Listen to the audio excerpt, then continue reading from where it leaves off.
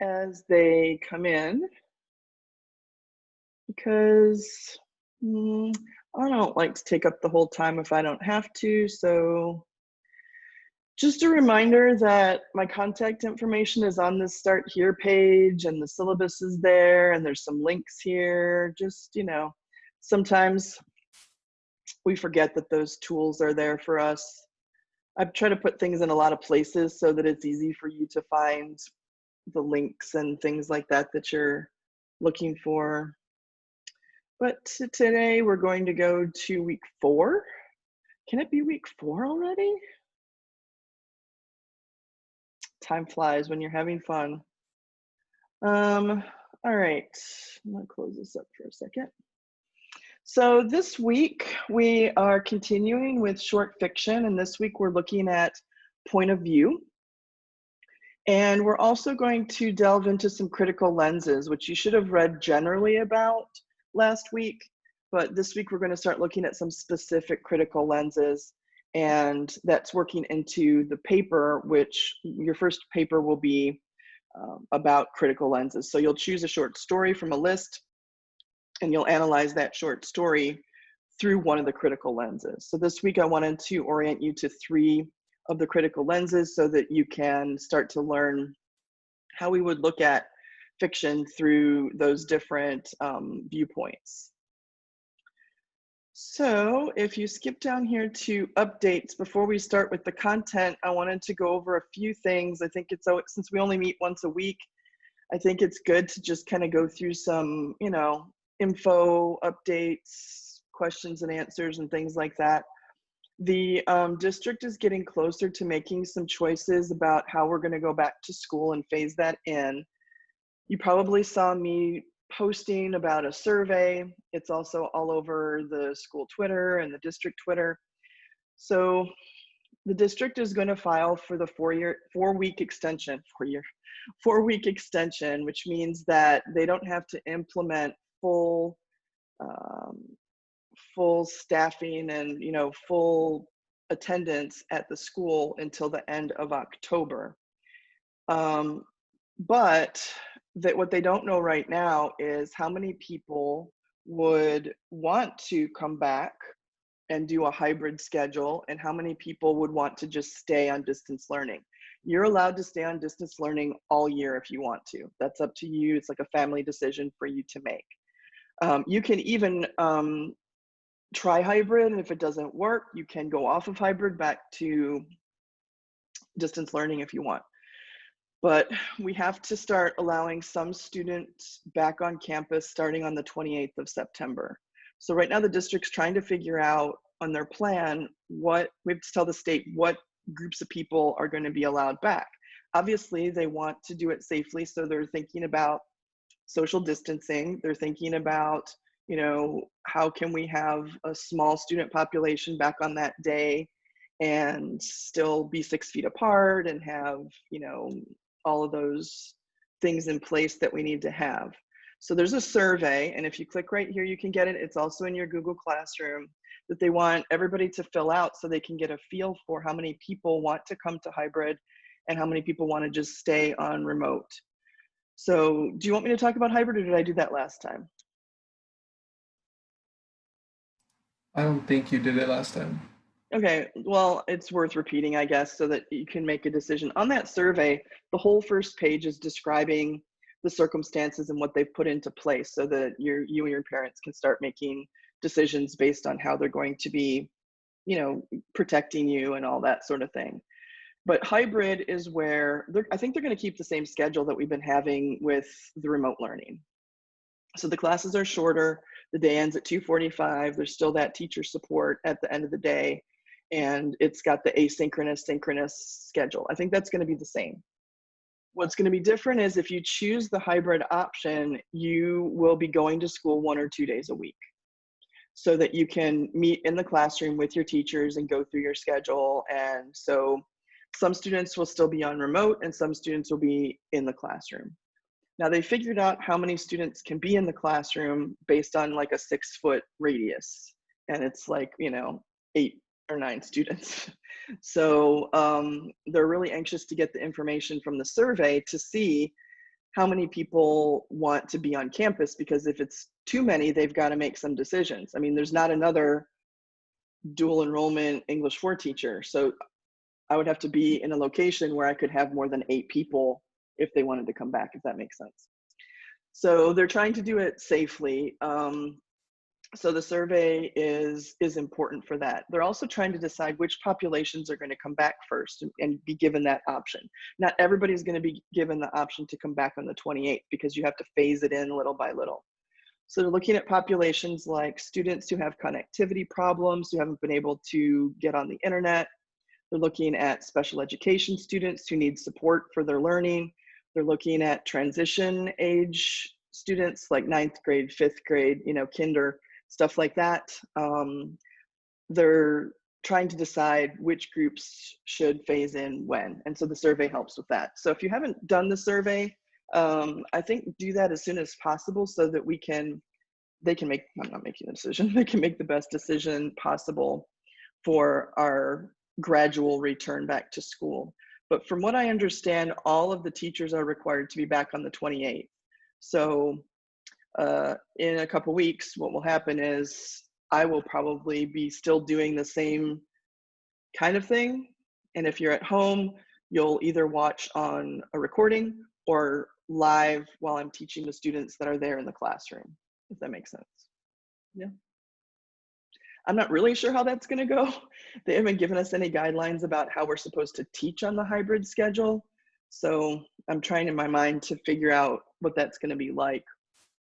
But I'm going to try to not change it much from what we've been doing so that the people who are at home still have the same opportunities and so on. I just feel like the people that are there on campus will have more, like, I don't want to say FaceTime because 6 feet, but like more question answer interaction type opportunities. So be thinking about that and work on that survey. Are there any questions about that? If I don't know the answer, I can find out. No. Okay. Well, something comes up and you're filling out the survey and you're not sure about something, just email me or send me a message on my Google Voice and I'll respond to you. Number 2 is that progress reports go in next Monday. STC, because of the distance learning situation, has really ramped up their Starfish app thing. If you've never been on Starfish, it's kind of like progress report for college. So it's a time for the instructor to say, hey, you're doing great, thumbs up, keep up the good work, or hey, this is a problem, your attendance is a problem, you're worried about your grades, whatever.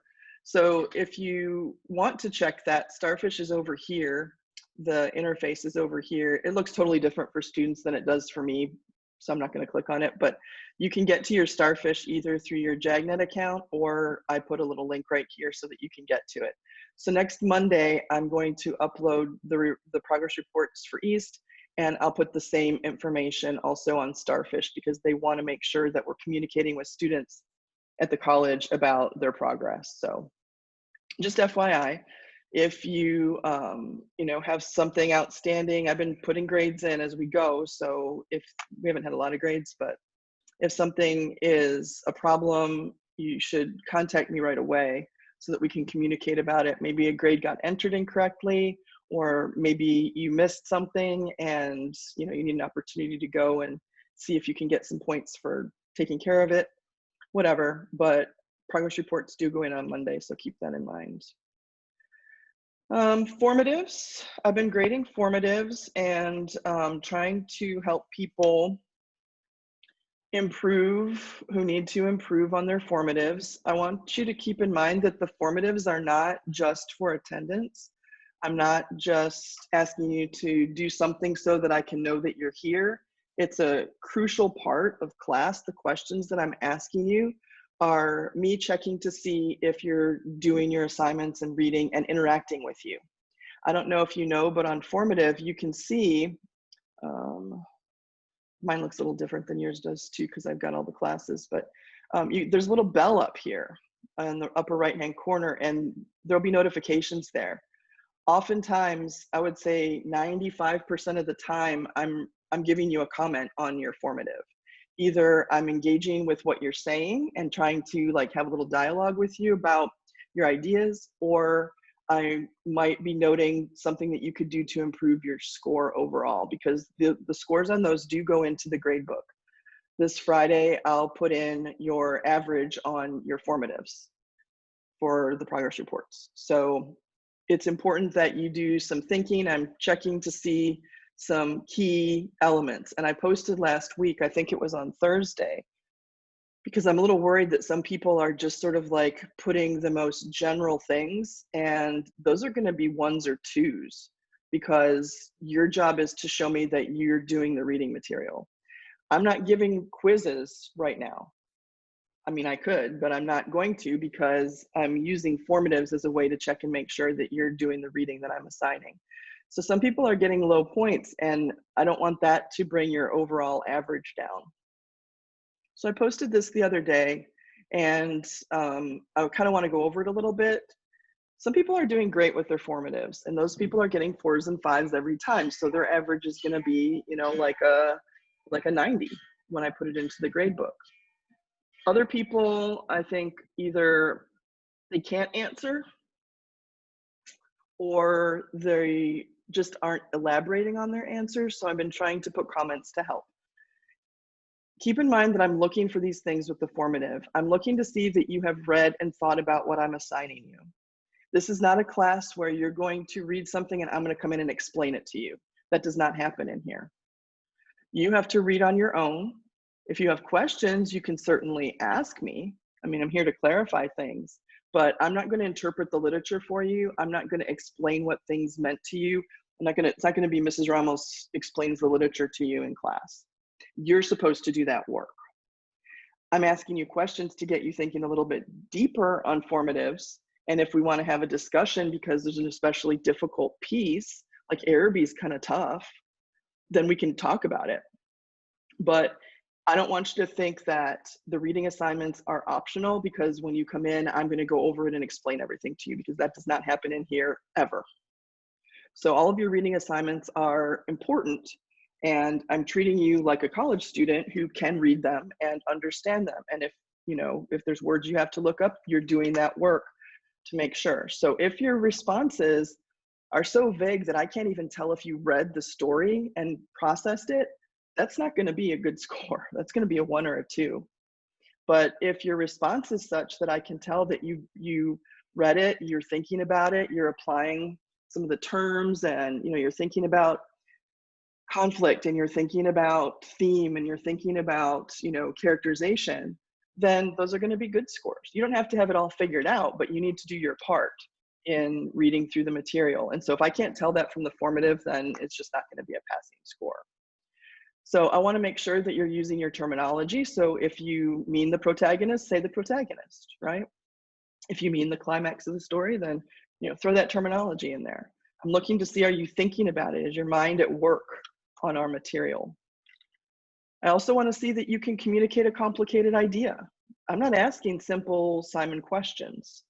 I know that they're time consuming. They probably take you a good 20 minutes, half an hour to write the answer sometimes. Maybe less if you read carefully. Maybe more if you didn't read at all. So this is an opportunity for you to think in a complicated way about complicated literature. Looking for depth. So I'm looking for you to go deep into your answers. So if you just answer the question and that's it, then that's going to be a 2 or a 3. Going into detail and explaining what you mean. Think of it as like a conversation with me. Or if I called on you in class, what would you say? That's what you should be putting in your formatives. Also watch your grammar and vocabulary. You should be capitalizing I's, you know, the personal pronoun. That doesn't be perfect. I'm not taking off points for that. But if I can't even tell what the word is, I don't know.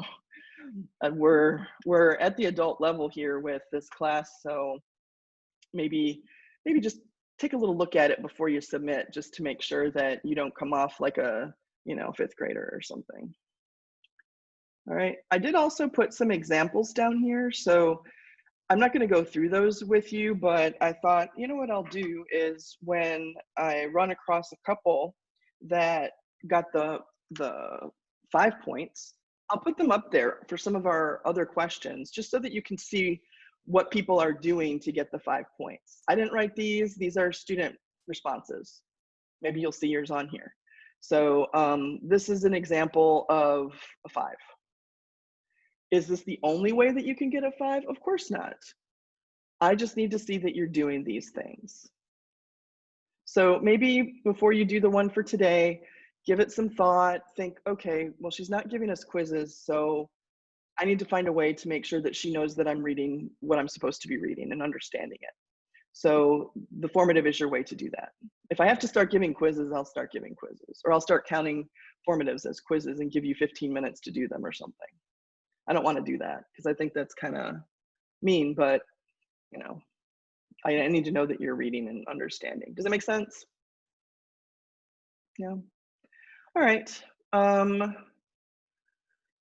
That's good for formatives. Number 4 here is important. Some of you are seniors, like half of you are seniors. So some of the things that happen senior year happen through the classes that most students have, and one of them is English 4.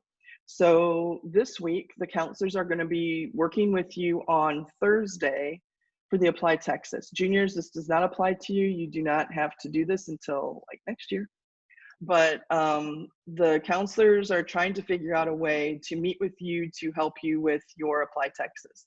Apply Texas is the application that you do to apply to most of the public and a few of the private schools in Texas. It's like one application, and that way you don't have to do multiple applications to different schools. So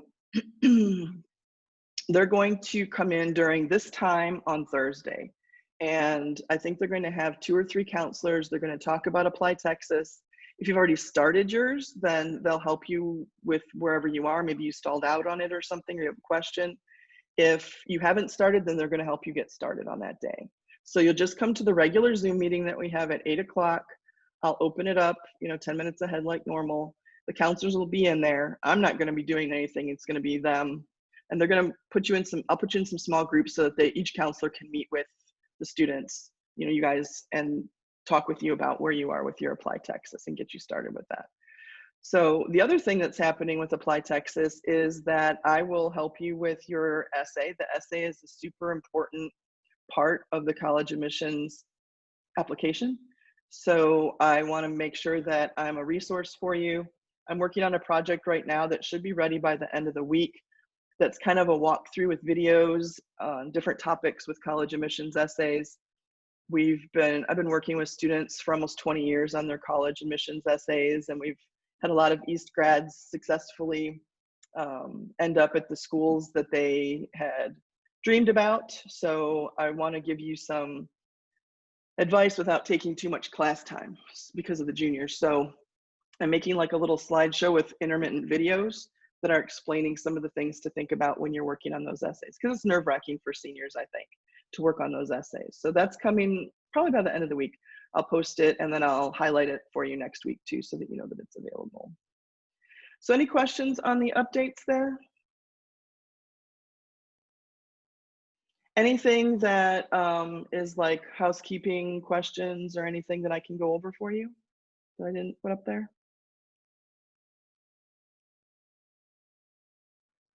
No. Okay, well, let's move on to today's material then. So make sure that you do today's formative as usual. I want to talk about critical lenses. I asked you to watch a video. It's somebody else's video, but I also asked you to look at this slideshow. I'm not going to go through the whole slideshow, but I just want to maybe touch a little bit on critical lenses and open it up for questions in case you have any from looking at the slideshow or watching the video. Because it's important that you understand the concept of critical lenses before we look at specific critical lenses this week. You're going to look at 3 different lenses, and you'll be using those lenses to write your essay. So I want to make sure that the concept is clear for you. So if you watched the video and or went through the slideshow, here's what you should already have taken away from that. you should have figured out that when we talk about literary theory or critical lenses, we're talking about different ways that we can look at a piece of literature. So just like life, we can put different perspective on different events and different elements of life, right? Some people use the religious perspective to look at their life. Some people use horoscopes to look at their life, right? So there are lots of different ways that you can frame looking at something. And it's the same thing with literature. So we can look at literature in a historic way. We can look at literature in a thematic way. We can look at literature with an eye toward, you know, gender, or we can look at economics, and we can look and see, no matter the time period, what's the interplay with those elements in a piece of literature. And so a critical lens is just one of those sort of opportunities, one of those perspectives that we can put on to look at a piece of literature. I think another crucial thing that the slideshow talks about is important to remember, because sometimes with critical theory, people have reactions sometimes. So especially with a feminist theory or gender, people have their own viewpoints on those things. And so it's important to remember that we're not telling people that they have to change their own perspective in life. We're just saying that we're looking at literature through a different lens. So it's an opportunity to deepen our understanding of a piece of literature. Is there anything from the slideshow or the video that I can talk about a little bit more for you in this introductory stuff from last week?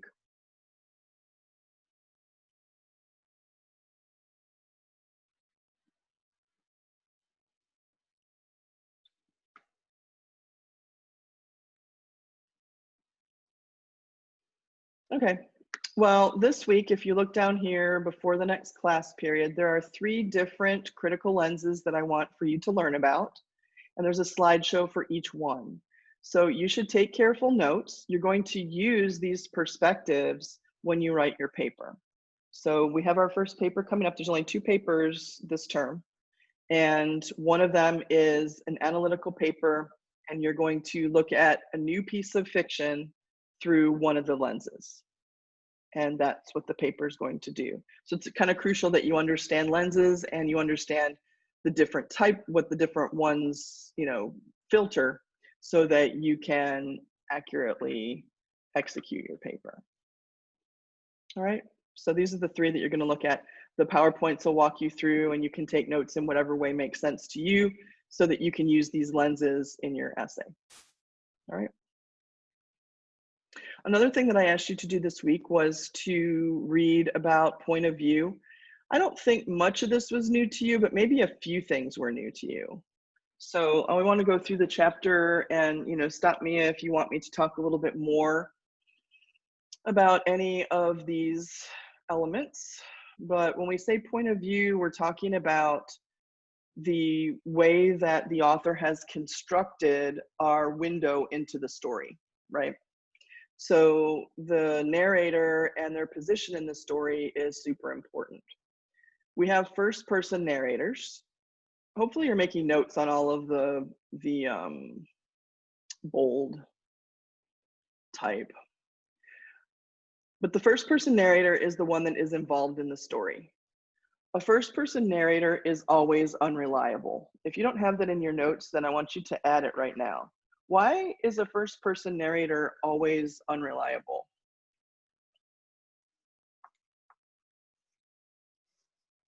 Ideas? They only know about themselves.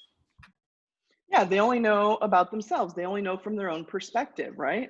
So if you tell me to retell something that I witnessed, I can only tell it from where I was standing from my perspective. I can't tell you what happened before. I can't tell you what happened after, unless I was there. So I can only look at it from the perspective of my position. So a first person narrator, even if they are telling the truth, like they're not intending to mislead anybody, we still have to consider them slightly unreliable because they just won't know the whole story. You know, a person isn't going to be everywhere all at once.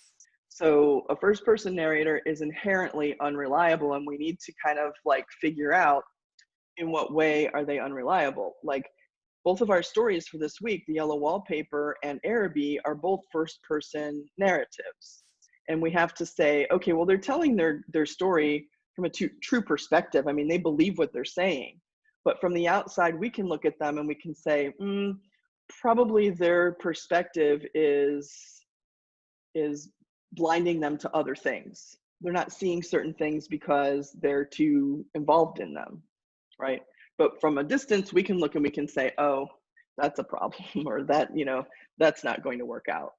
So a first person narrator is in the story. And so you'll see the personal pronoun I. And we always think of that character as unreliable to a certain extent. They do talk about irony. And the reason that they bring up irony in this first person section is because with the first person narrator, an author can really develop a lot of irony. For example, a first person narrator could be reflecting on their first date with someone, and they could be making all kinds of decisions or judgments about that first date, not knowing that that person's already married, for example. Maybe we know that, but the character doesn't know that. And so there's dramatic irony in that situation. I think if you've probably been studying irony for a number of years, but they do define the basic ones here. There are other types of irony. There's about 7 different types of irony. I think they always focus on these 3: dramatic, situational, and verbal. But dramatic and situational irony are easy to do if you have a first person narrator, because there's things that that person just isn't aware of because of their perspective. So then they go through and they explain a little bit of the ironies. Do you want me to talk about the ironies? You can put a chat, or you can unmute if you want me to talk about irony in more detail.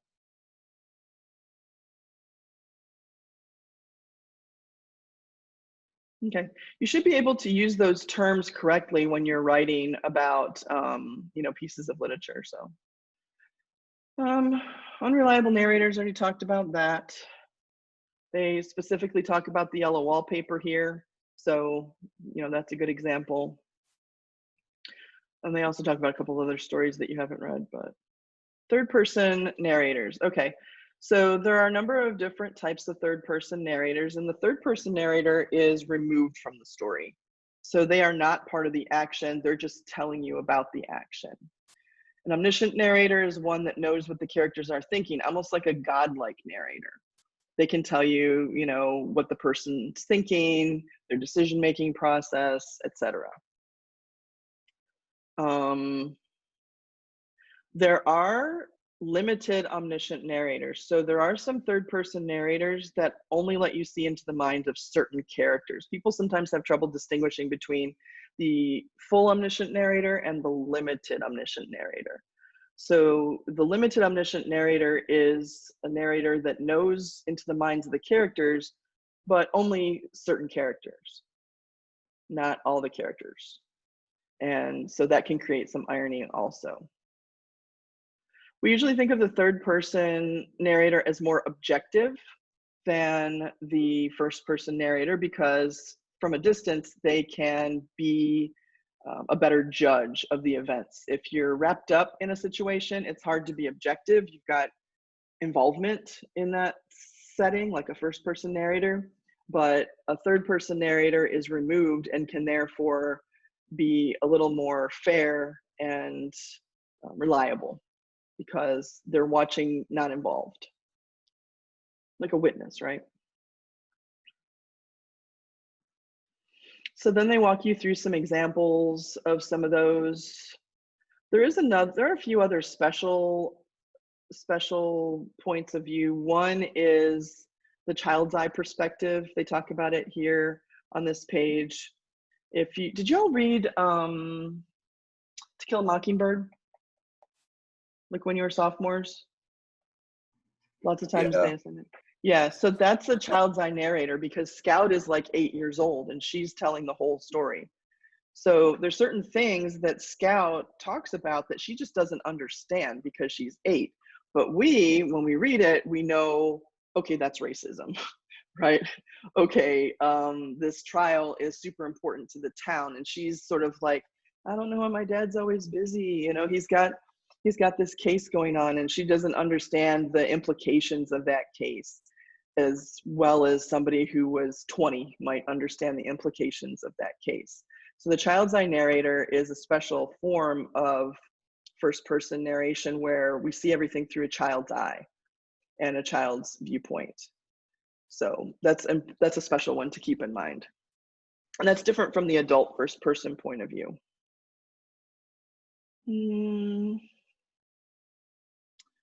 Omniscient, objective, it goes into detail about that. And then you get a little wrap up here at the end. So point of view is important because it helps us with perspective on a story. Is there anything from your reading that you want me to clue into or talk about in a little more detail?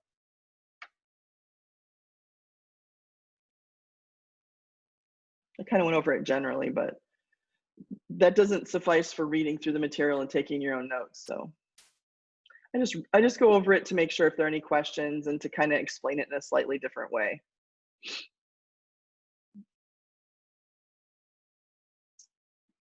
All right, I want to finish up class with two different activities. One is for Arabic, which people sometimes have trouble with, and the other one is for the yellow wallpaper, which most people enjoy reading because it's a wild ride into crazy town, right? So the first one I want to do here is some notes for you on Arabic. A lot of people read the story Arabic and they sort of end up with an attitude of, so what? Like, okay, and because not a lot happens. The plot of that story is kind of like, you know, and that's it. And so I should tell you that Arabic is one of the most famous pieces of short fiction in all of English literature. So there's got to be a reason why every textbook has Arabic. Every basic literature course teaches Arabic. So we're going to talk about that today. And this is the slideshow I'm going to go through and talk about why it's such a special story and, you know, why the fact that not a lot happens to our eye is significant with this story. So I'm going to go through the slides here and just kind of talk about them. So one of the things that we haven't talked about is that, of course, stories are ancient. It's how people remembered history before they could write it down. But we don't really have any short fiction as literature until the 1800s. People just didn't write like that. They wrote poetry, they wrote drama. Really, novels didn't really come into play until the 1800s. So short fiction is a relatively new form of literature. And there were certain ways that that was written when it first started in the 19th century. And early short stories were kind of fantasy based, you know, imagining grand scenarios or extreme situations that were not likely to happen to real people. I mean, if you've ever read an Edgar Allan Poe story, you know that that's probably, I mean, what are the chances that you're going to kill your lover and put her heart under your floorboards in your house? If that's likely, then I need to do a counseling referral for you.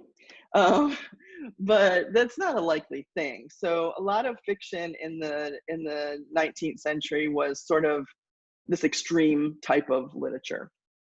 And when James Joyce came around, he envisioned a different kind of fiction, a little moment of life that everybody could recognize, because you can't recognize yourself much in those kinds of stories, those extreme, you know, horror stories or romances or, you know, like whatever, those extremes. So urban realism is a term that you should know because it's the idea that the everyday life has its charms and its qualities too, not just these extreme people, but everyday life has something that we can all learn from or be attracted to.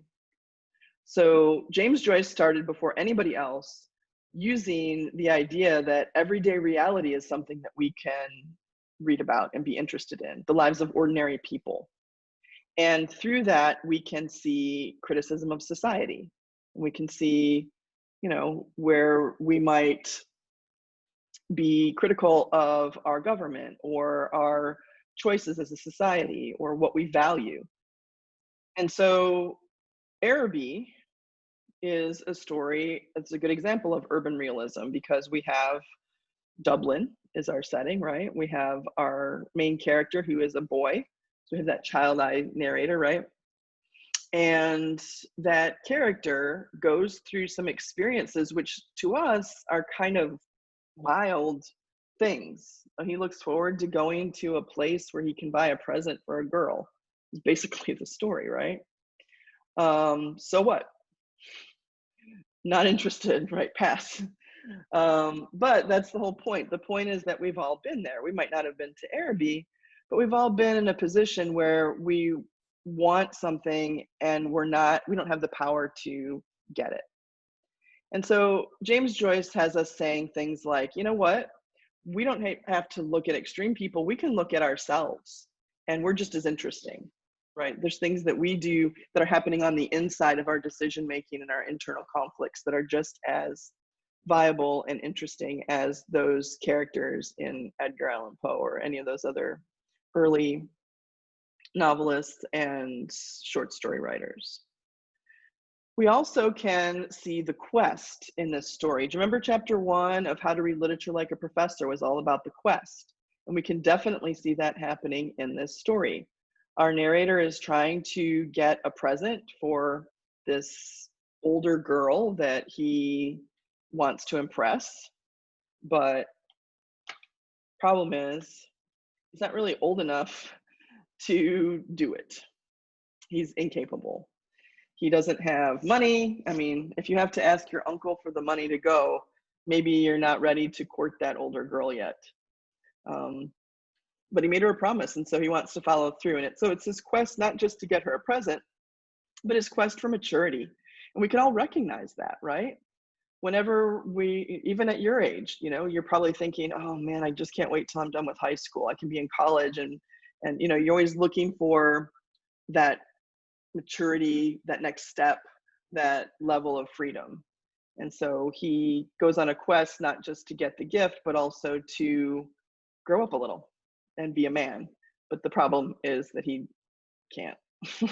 He's not successful. But we can all relate to that pursuit. We can also relate to the pursuit of, wanting something special, being special. Think about Harry Potter, right? Harry Potter's all about that. He was a guy living under a stairway, right? And then all of a sudden he finds out that he's special and he's got to pursue that element of himself. So the recognizable quest is something that we see in James Joyce that we didn't see in literature before that. We can all identify with that character. James Joyce is also pretty good at detailed description. There's a description of Dublin, the perspective of the narrator, that opening scene where they're outside playing, but it's sort of like grim and dark and the sun is kind of fading and it's sort of winter, so there's just grayness everywhere. All of the description that happens in the exposition of the story is detailed. It's not cheery or happy. It's not a happy story, but it is detailed. And so we could say that the author does a good job with imagery and bringing us into the scene. And the last slide here is about how James Joyce was able in this story to create a sort of universal idea that we can all relate to. We all have somebody that we want to impress. We all like to think that the dream could happen, right? That my letter from Hogwarts just hasn't arrived yet, right? Really, I'm special. Someday somebody's gonna know how special I am. And this boy is definitely trying that, but unfortunately when he finds out, James Joyce wasn't the cheeriest guy. He finds out that he just an average guy, right? And he's unable to follow through on his prize for the girl. And we all realize that our embarrassment. The last line of the story is pretty crucial. right? He talks about his embarrassment to even think that he could attempt this. And because he fails. He fails. He gets there too late. He barely has enough money to get there and get in. So he hasn't got any money to buy her the present. And James Joyce leaves us with the boy there as the lights are turning out on the bazaar, the marketplace, and he's empty-handed. Kind of like 56 to 0, right? That story sets us up for greatness, right? Oh, you know what's going to happen? He's going to make a comeback, right? They're going to score a point. We're conditioned with our movies like Rudy and all those other movies to think, oh, they're going to make a comeback. And T.C. Boyle just doesn't give it to us. Instead, we get the face down in the snow, life's over moment. And James Joyce is kind of like that too here. Because, I hate to say, a lot of life is like that, right? That's depressing. But that's the idea. The idea is that life is like that sometimes. Sometimes life is disappointing, and we can all understand that. We can all understand the boy's embarrassment at the end. He talks about his vanity to think that he was going to be able to court this girl. I mean, think about it. How old is this kid? It doesn't say, but what's your best guess? Is he 20? Yeah, I thought like 20 or like 18, something like that. I'd say he's like 13, 14. Yeah, I mean, he's just starting to look at girls, right? And the way that he looks at his friend's girl, Magnan is his friend, and this is his sister. She lives nearby. And he like peeks out of the curtain to watch her when she's leaving. So it's sort of like the first feelings that somebody has that are, romantic stirrings about somebody. And he's like, peeping her and watching her and trying to, talk to her. He tries to get it so that when she's leaving the house, he's leaving the house so that he can run into her and have a conversation. And so he's not completely mature in that way. But definitely he's past puberty because he's interested in her, right? He's not like, oh, girls, icky. So he's definitely paying attention to her, but he doesn't know what to do with himself around her. And so that pigeonholes him right into sort of like that puberty time where he's confused by his own feelings and he can't stop thinking about her when he's at school. He's supposed to be doing his math. And we can all relate to that too, right? We can all relate to that feeling. So how old is the girl?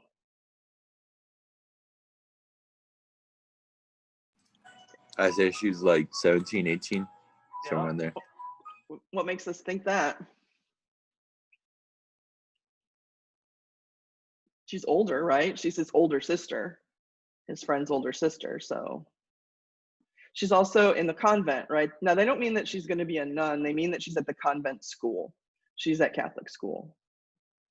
So she's in high school. She's, older than he is. And so what 18-year-old girl that you know is going to be interested in a 13-year-old boy? I mean, I don't know. Probably not very many, right? How many 13-year-old boys do you think are interested in 18-year-old girls? Probably a lot. I don't. Yeah. Like Yeah, all of them, especially as their maturity is occurring, without getting into too much detail, right? So he doesn't recognize that imbalance, and he goes for it. I mean, like, at least I got to give him credit. He goes for it. He says, hey, I'm going to get you a present like a boss, right? And like, I'm just going to go into Araby and I'm going to bring you back something amazing, baby, right? Like, I'm going to get you something. But he might have been stepping into boots that were too big for him at that moment. And she goes, oh, okay, well, whatever. And I envision, and I think James Joyce wants us to envision, the flip side of that. So what happens when she says to him a day or two later, so what'd you bring me back from Araby? I couldn't go, right? What'd you bring me? Nothing. All my big man talk was Zippo, right? He's going to have to recognize that. And so that's his vanity at the end. He realizes that maybe he overstepped his abilities. Here's a clue. If you have to ask your uncle for the money, you're probably not there yet in terms of maturity level, right? So all that stuff just comes to point out that we all have that impatience to grow up when we're that age. We all have that feeling that we want to be older and wiser before our time. And sometimes life gives us that little kick and puts us back down and says, oh yeah, fine. Well, that's good, but you might have trouble if you aren't equipped, if that makes sense. So James Joyce, in writing Araby, was really before his time. He was doing this sort of thing in a time when the other writers were not considering the average person's mindset. That was uninteresting to them. But James Joyce says, you know what, we're all interesting. It might not be successful, our pursuits, but we all have this, you know, human quality that we can all identify with, more than we can identify with that guy with the heart underneath his floorboards over in that other story. All right, so sometimes when we look at Araby, people are kind of, you know, thinking not much happened in that story, but I think it was mostly internal. And that's why it kind of like goes by like a blip on the radar. Because think about it, all the people that you see every day, all the people that are in this Zoom call right now, they've got stuff going on in their mind. They've got aspirations that they're trying to accomplish. And what does it look like to us? Just somebody on a screen sitting there. So James Joyce just said, well, what if we could get into the mindset of that person, right? Yeah. All right, any other comments or questions that you want to talk about with Araby?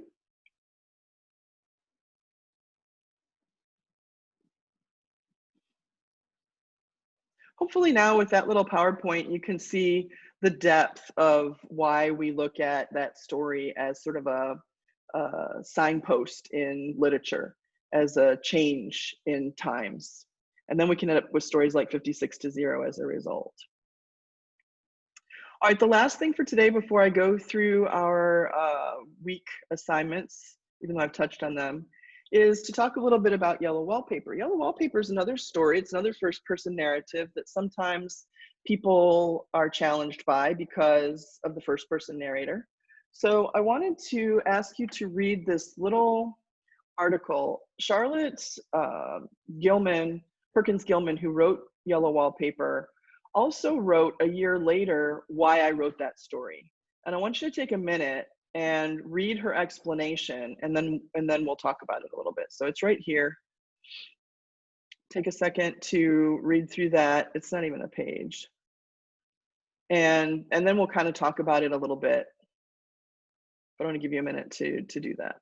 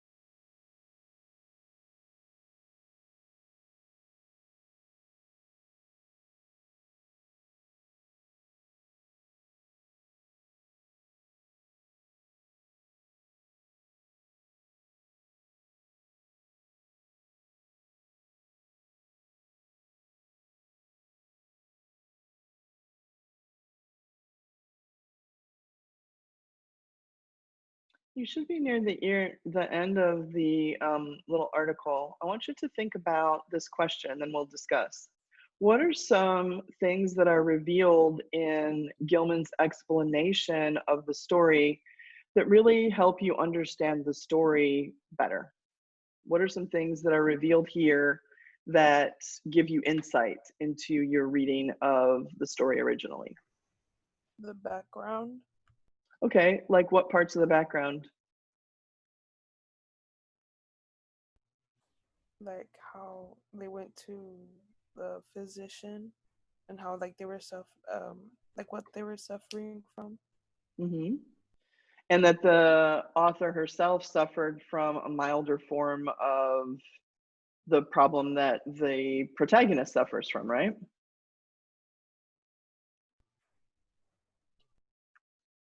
What else? What's another idea that's revealed in this because we don't always get the author to explain the text, right? Like sometimes it's just the text and that's it. We don't have the author's explanation of what they were trying to do. So we have a special circumstance here. What's another revelation that helped you understand the story better by reading this explanation? She also like faced the same challenges as the protagonist, like that everyone kind of undermined her like illness. Yeah, for sure. Because they don't understand it. It's a mental disorder that she has, right? She has the protagonist has a mental problem. And instead of trying to help her, because this is before psychology, this story is written before the field of psychology really came to prominence. So people didn't understand, you know, people who were depressed or people who had postpartum issues after having a child, or, you know, just couldn't find ways to cope with life.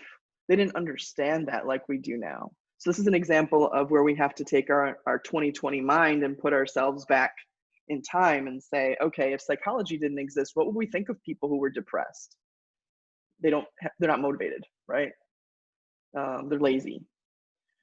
So the solution at the time was to go to the doctor, and there was no psychologist, no therapist, it didn't exist.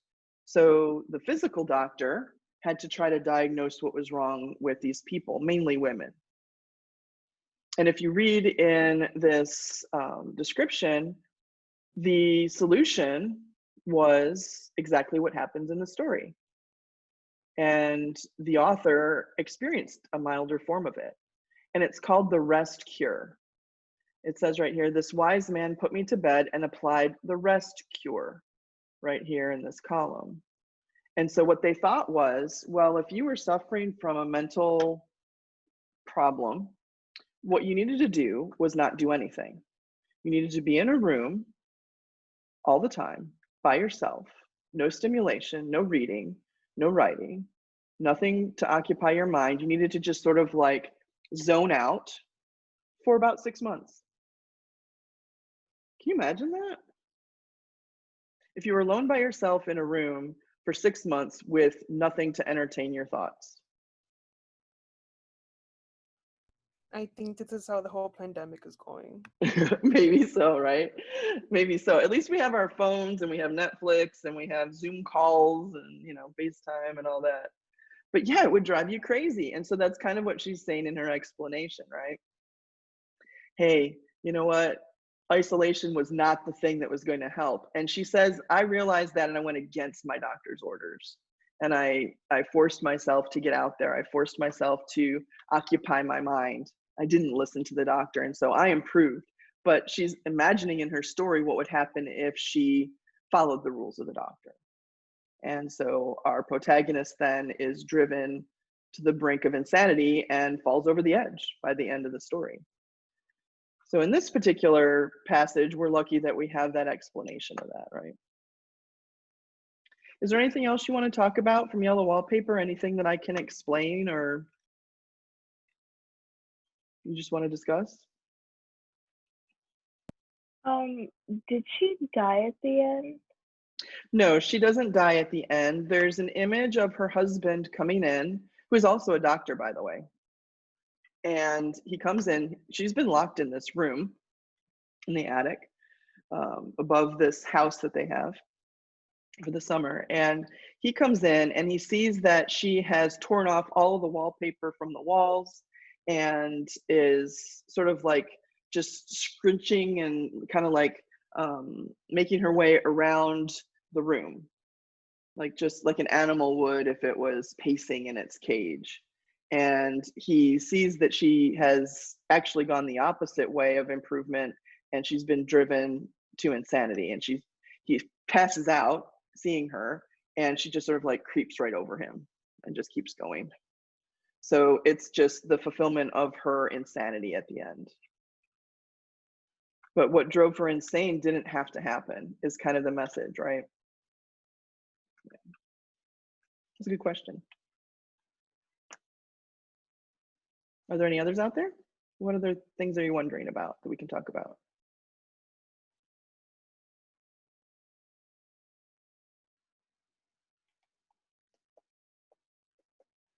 Okay, well, the formative questions this week are going to ask you about yellow wallpaper and Araby, so you can apply what we've talked about today and your own ideas about those stories to those questions. Let me go through this week. Just a reminder, on Thursday, do your formative today, do your formative on Thursday. This is an A week, so you do not have one on Friday, but seniors, I do need to see you at 8 a.m. on Thursday so that the counselors can talk to you about Apply Texas and you can get started on that process. For next time, next Tuesday, I have a list down here. I've already talked about the 3 different critical lenses that you need to study. There's a separate PowerPoint for each one. So I separated them because I thought maybe you would want to pace yourself and do one and then, you know, take your notes and then another day do another one and, you know, prepare in that way. Also read in your textbook about theme and 2 stories, What It Means to Say Phoenix, Arizona by Sherman Alexie, who is a Native American writer, and The Nightingale and the Rose by Oscar Wilde, who was a 19th century British writer.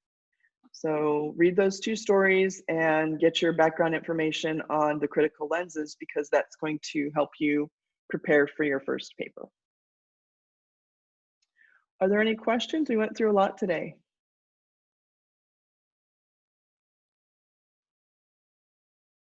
No? All right, well, remember that you can message me on my Google Voice. You can email me if you have questions. I'm available, you know, in the afternoons if you wanted to Zoom over something that you're studying or you're not sure about. And seniors, I will see you here on Thursday to meet with the counselors. Okay? If you have any remaining questions and you want to stay on after everybody leaves, then just stick around and I'll talk to you. Other than that, I hope you all have a good week. Good work today. Bye, Ms. Ramos. Bye. See you later.